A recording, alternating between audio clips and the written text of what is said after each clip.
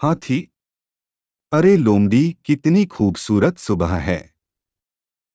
आज तो ऐसा लग रहा है जैसे पूरे जंगल के कटहल मेरे लिए पक गए हैं।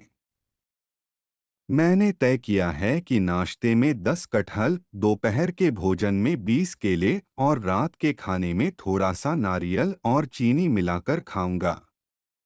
अगर नहीं खाऊंगा तो मेरा शरीर टूट जाएगा। देखो, मैं 3 दिन से सिर्फ हवा खा रहा हूँ। भाई, क्या तुम ऐसे जिंदा रह सकते हो? मैं बिना खाना खाए कैसे जिंदा रह सकता हूँ? लोमड़ी। अरे हाथी भाई, तुम समझते नहीं। मुझे खाने से ज्यादा सोचने में मजा आता है।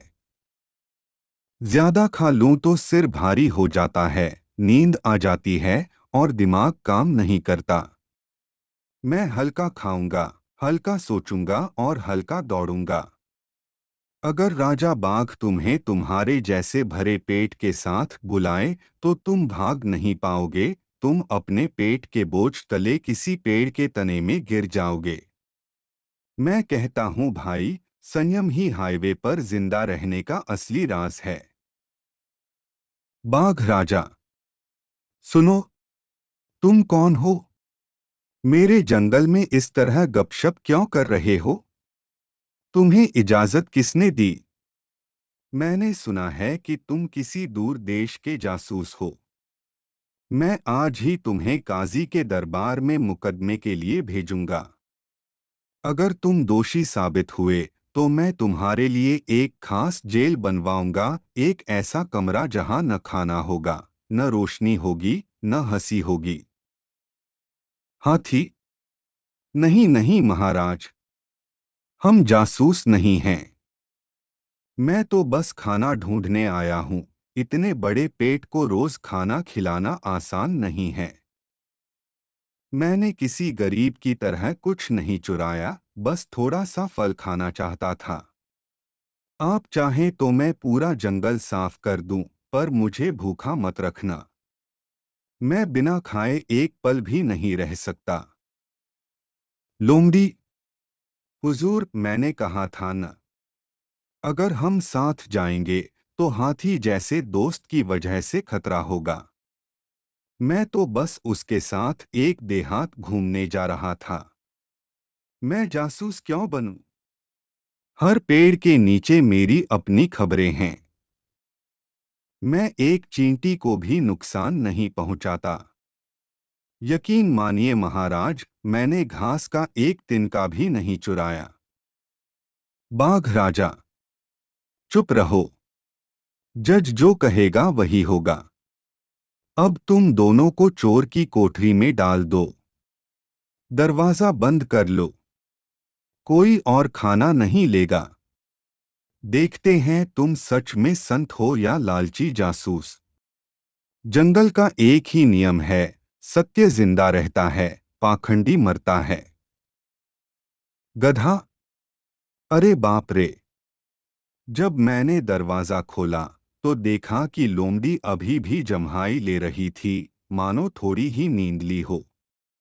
लेकिन हाथी भाई, अरे उसने ठीक से खाना नहीं खाया है और लेटा हुआ है। बेचारा कितना भला इंसान था। जरा सोचो, इतना बड़ा शरीर, खाने की इतनी आदत, अगर उसे खाना न मिले तो कैसे जिंदा रहेगा? लोमड़ी। मुझे पता था कि ऐसा होगा। मैंने सीखा कि न खाना एक तरह की ताकत है। मेरा शरीर इस कठिनाई के साथ तालमेल बिठा सकता है। मैं बेचारी लोमड़ी हूँ। अगर मुझे खाना न मिले तो मेरा पेट हवा से भर जाता है। लेकिन हाथी भाई विलासी था। उसके जीवन में गरीबी के लिए कोई जगह नहीं थी।